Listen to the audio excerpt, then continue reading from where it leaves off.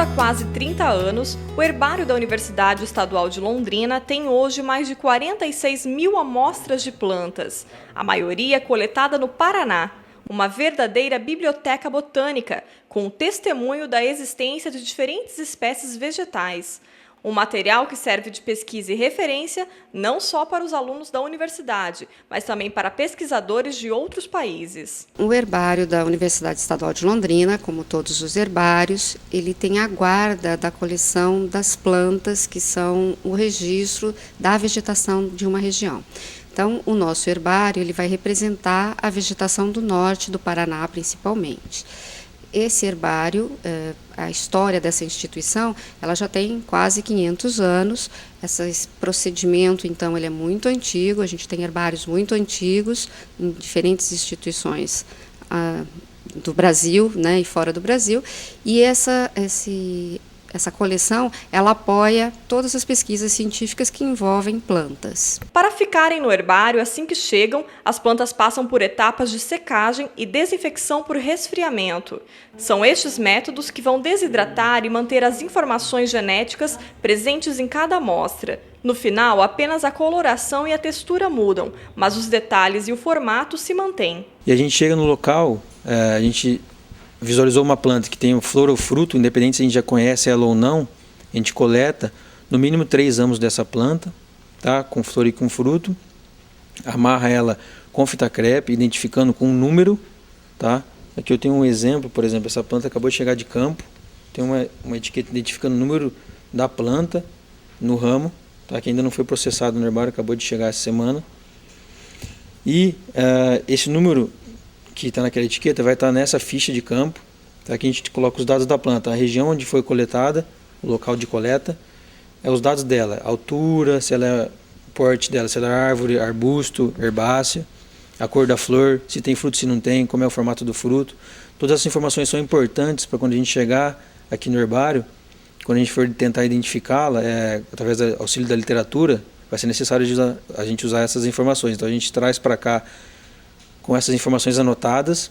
Depois que a gente chega do campo, né, as plantas estão todas num saco plástico, a gente coloca essas plantas dentro de jornais e essas plantas vão numa prensa para dentro de uma estufa. Tá?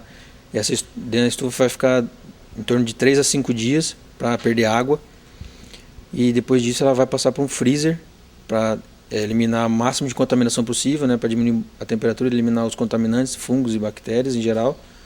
E depois vão ser trazidos para o herbário, tá? Posterior identificação. E depois de todo esse processo, o material do herbário vem parar neste acervo, uma sala ampla, repleta de armários que guardam relíquias. Por isso o local precisa ser estrategicamente planejado. Aqui não pode entrar um inseto.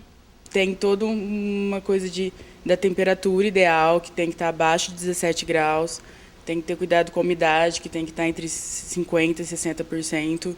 Então é um ambiente todo equipado para isso, assim. E as janelas são vedadas, passou silicone para não ter vento, não entrar inseto. Tem que ter todo esse cuidado para manter elas assim, porque tem zicatas que têm, sei lá, 40, 50 anos. Então ela é mantida dessa forma. É no acervo que trabalha Felipe. Ele é estagiário e cuida da nomenclatura das plantas, identificando e atualizando nomes científicos. Eu identifico os materiais que não foram identificados, e aqueles que foram identificados, eu vejo com a literatura, com o material publicado, ver se é um nome válido atual ainda, sabe? Assim como Felipe, outros alunos também fazem estágio no herbário.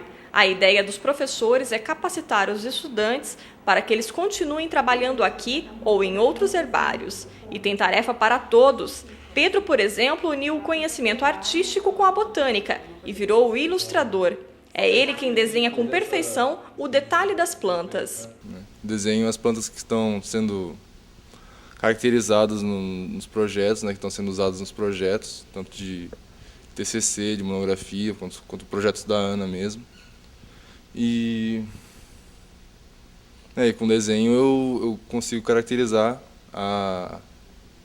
o que é importante para a planta, né, que é diferente de uma fotografia. Na fotografia você simplesmente tira você tira uma foto e nessa foto você não tem as características específicas de cada indivíduo assim, realçadas, né? Aí com o desenho você consegue fazer isso melhor. Rebeca cuida dos dados que vão para a internet. Tudo que tem no herbário também vai para a rede. Todas as plantas que chegam, as essicatas, que já chegam identificadas, pelo menos até família, a gente vem e inclui aqui no banco de dados. A gente faz toda a descrição que está aqui na etiqueta, a gente passa para o computador. Para garantir que não vai nenhum dado errado, a gente primeiro uma pessoa inclui e daí depois outra vem e confere se tudo que está escrito na etiqueta corresponde ao que está no computador. Daí sim que você manda para a rede.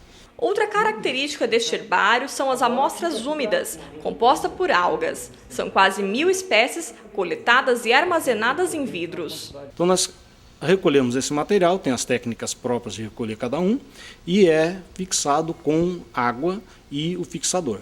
Então por isso nós dizemos que é uma coleção úmida, porque fica em frascos com água. Então nós podemos, pelo fato de estar ali no contato com o ambiente mineral, nós podemos ter uma indicação, inclusive, de poluição, né? Se é um ambiente muito poluído com matéria orgânica, esgotos domésticos geralmente trazem muita matéria orgânica, então nós podemos ter ali uma decomposição bastante grande e uma presença de fosfato, de nitrato bastante alta, e podemos ter uma explosão de algas naquele ambiente. Então pode ser uma indicadora de poluição orgânica, né? Ou algumas específicas têm uma afinidade com determinados compostos químicos que estão presentes na água.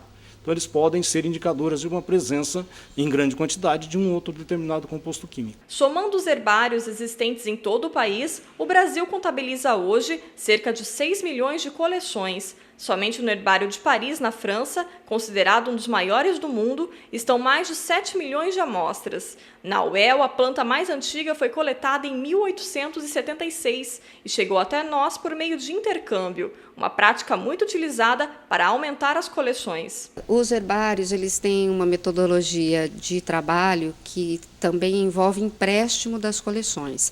Então, nós trabalhamos com o acúmulo das nossas coleções de plantas secas e essas coleções elas podem ser emprestadas para outras instituições que também são cadastradas como herbário. Esses intercâmbios, então, eles facilitam que um pesquisador de outro lugar tenha acesso às coletas daqui do Paraná sem necessidade de deslocamento até aqui. Com isso, nós temos nossa coleção citada em diferentes trabalhos publicados por pesquisadores de botânica. Tanto o Museu de Zoologia quanto o Herbário fazem parte de uma rede de coleções biológicas do Estado do Paraná, com apoio da SET, né, do Governo do Estado, para desenvolvimento e manutenção das suas coleções. Então, as duas maiores coleções do departamento são apoiadas e estão inseridas dentro dessa rede.